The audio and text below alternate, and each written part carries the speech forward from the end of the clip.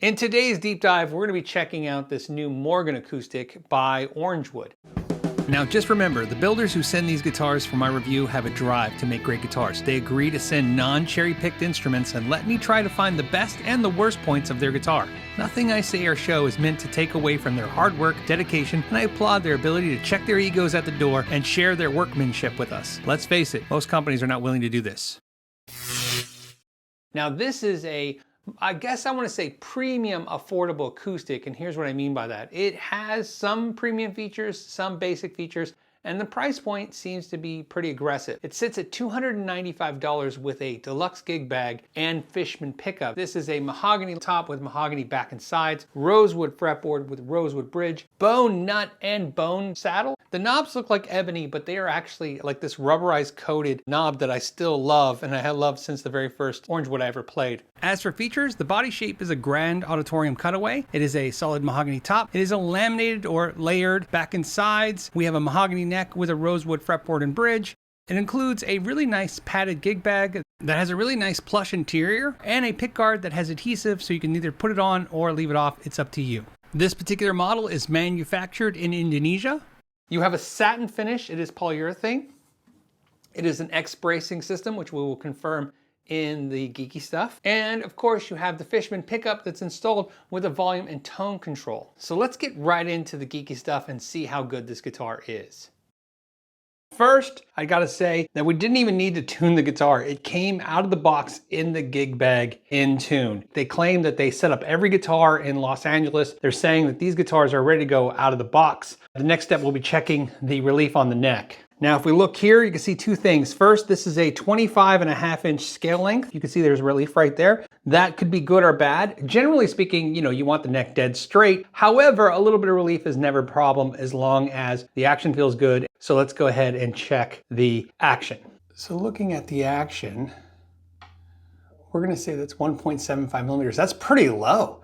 I mean, 2 millimeters would be perfect for even an acoustic guitar. And that makes that 0.07.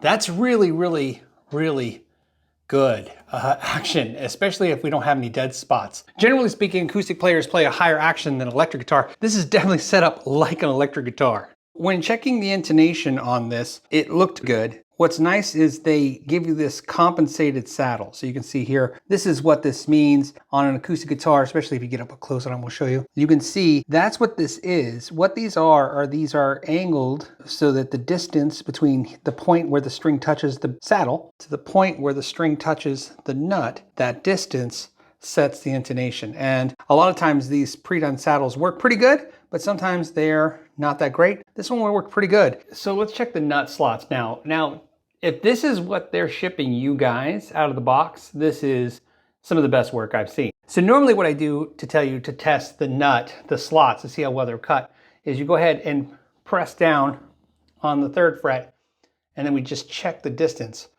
between the top of the 1st fret and the string. And what we want is actually nothing. We want it laying right on the string. To show you how well they cut this nut, I have a bunch of these where I take fret wire and I radius them different ways. This is a fret wire that's the exact same fret wire they're using, radius the same way. And I want to show you, I'm going to slide it in right here, slide it right up here, like a 0 fret, is perfectly, as you can see, it's not coming out, okay? It's perfect there. And I want you to listen. These are the strings open. And of course, they're resting on this gauge, right? Okay, so let's go back to that. Okay.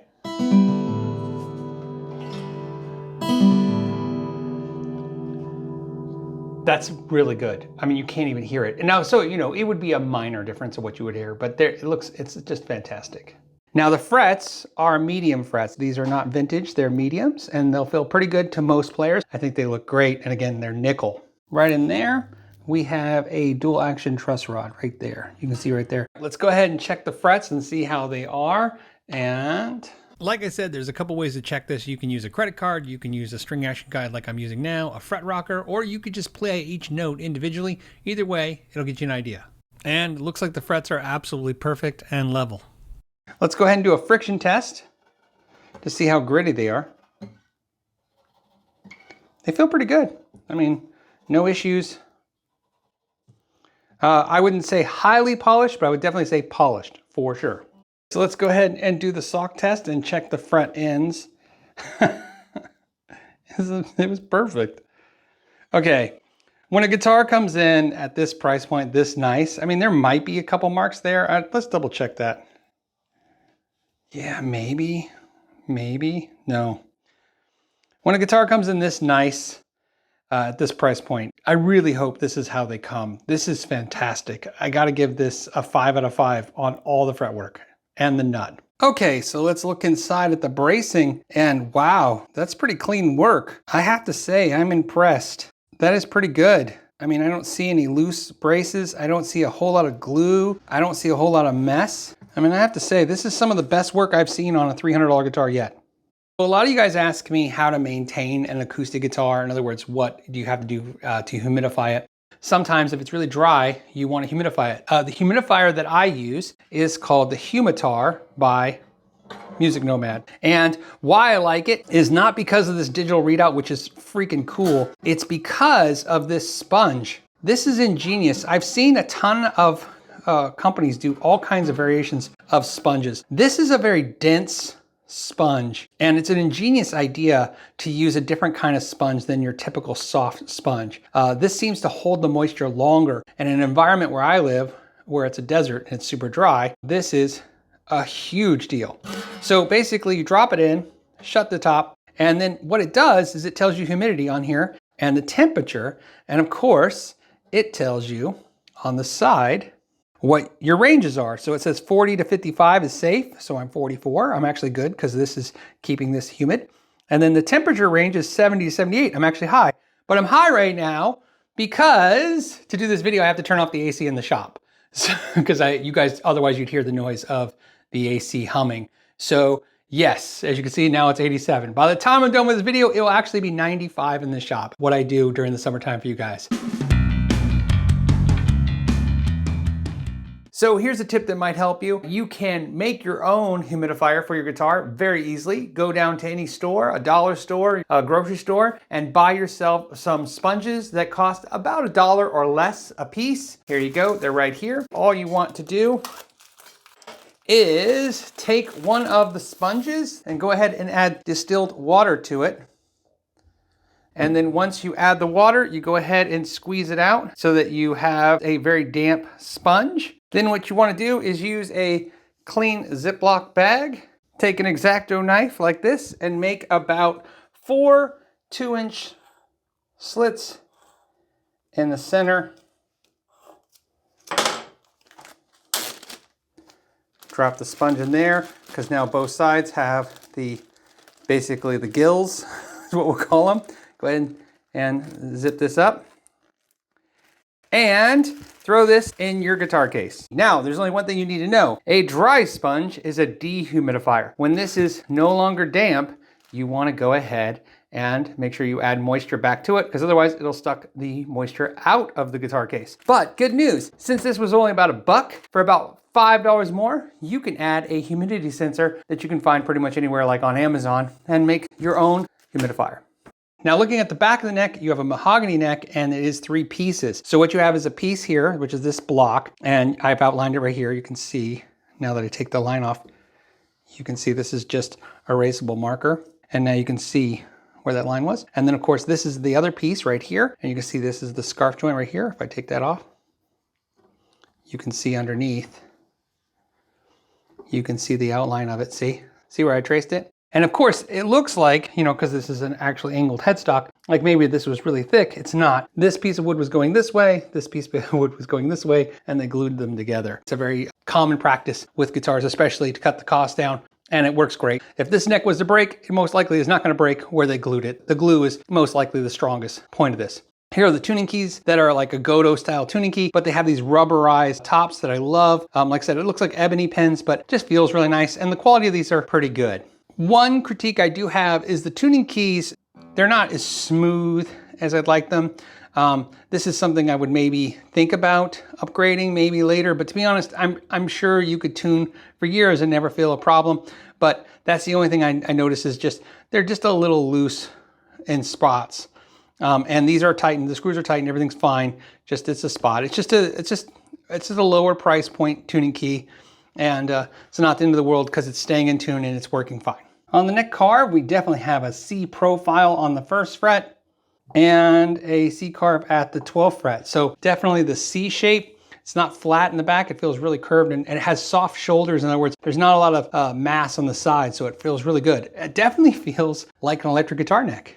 And it's definitely a rounded corner, very rounded. In fact, this would be very, very rounded is what I would call that. It feels fantastic. All right, let's take some measurements. The width of the nut is 44.15 or 1.738 at the nut at the 12th fret, 54.37 millimeters or 2.140. Thickness at the 1st fret is 20.43 millimeters, which is pretty thin for an acoustic guitar. That's definitely in the electric guitar territory. So if you like electric guitar, this is gonna feel like a slightly wider electric guitar neck. And the 1st fret is also at 0.814. Let's do the 12th fret, and it's 29.74 or 1.171.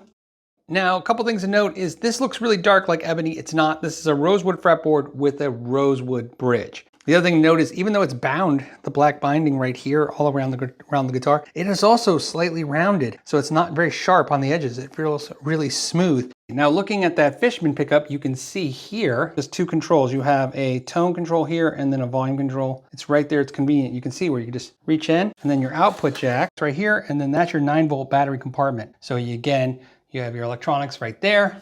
And then the output jack here. And as always, let's do some market comparables. Like I said, this guitar is $295 with the deluxe gig bag. And this is one of the most competitive price markets there is for acoustic guitars. We have Ibanez at $249, D'Angelico at $249. We have Epiphone at $269. We have Washburn at $289, Alvarez at $329, and Yamaha at $349. And that's just a quick glance. So the good news is it's pretty hard not to find a great guitar at this price point. So now it's important to do the sound samples. We're basically using a mic to mic up the guitar, and I just want to get a sound of the guitar. We know how the Fishman pickup sounds, so we'll get that in a second too, but I just want to go over the actual guitar.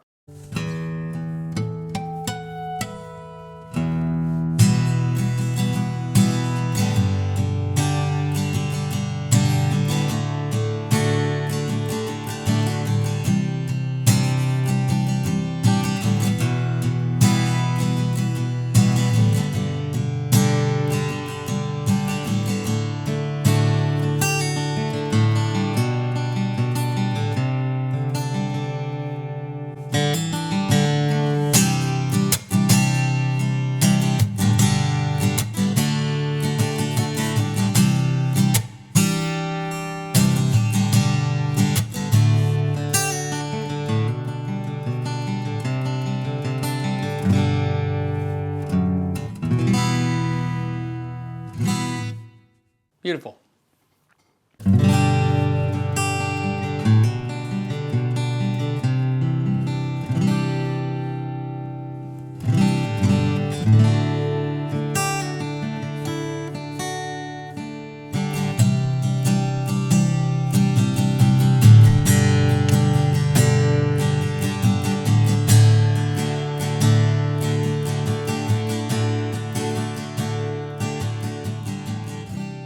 Okay, so now I'm going to show you the pickup. We have the pickup. It has a basic volume and tone control. I'm running it into my Fishman Loudbox X mini amp. It's my absolute favorite acoustic amp. It's great because it's small. It sounds great at small gigs. It sounds great in a small room or at home. I am using a direct out.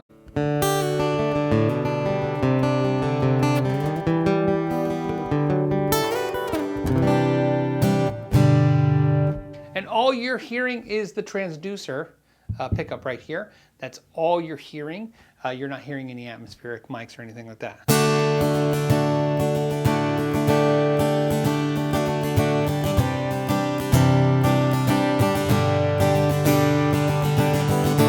I don't know how this is going to sound in the recording. In the room, it is freaking amazing. It just sounds perfect.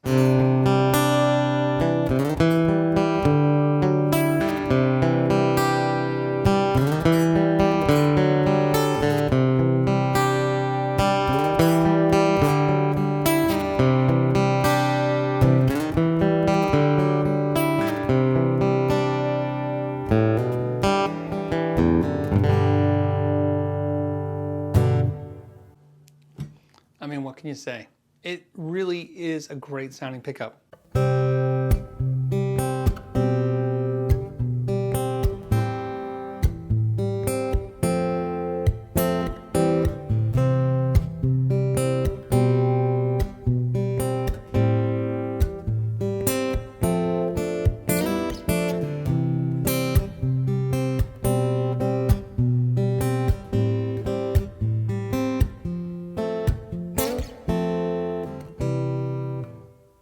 Okay, so what about some final thoughts? There's a lot of things I love about it. I love the way it looks. It just appeals to me. I like the darker look to it. I like that it's just not the basic acoustic that we see all the time.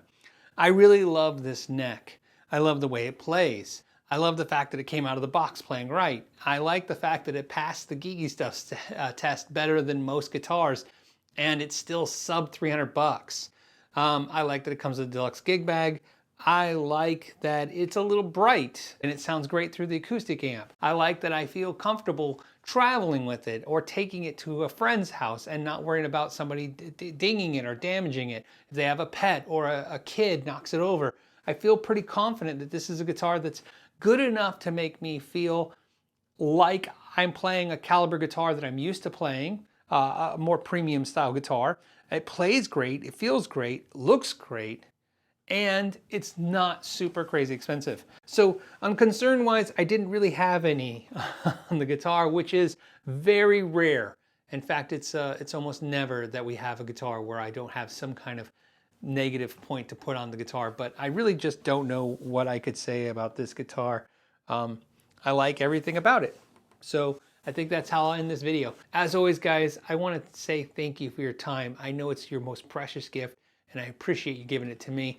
As if you could, on the way out, if you could hit like or the subscribe button if you haven't done so already, it just really helps the channel, and I appreciate you guys considering that. As always, thank you for that time, and until the next time, know your gear.